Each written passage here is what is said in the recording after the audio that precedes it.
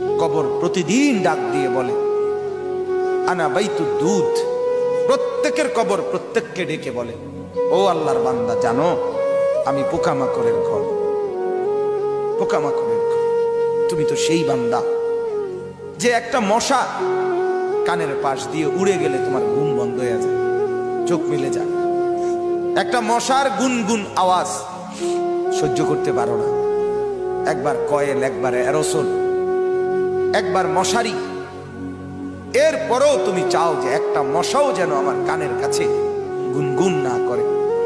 তো 5 ঘন্টার ঘুমের জন্য, 6 ঘন্টার ঘুমের জন্য বান্দা এই যত্ন নিলা, অনন্তকাল কিংবা বছরের পর বছর কবরের যে ঘুম দিবা, পড়ে থাকবা সেই ঘরে, পোকা মাকড়ের ঘর, সেই ঘরে তুমি ঘুমাইবা কেমনে, থাকবা? আমার বাপ, আমি থাকবো কিভাবে?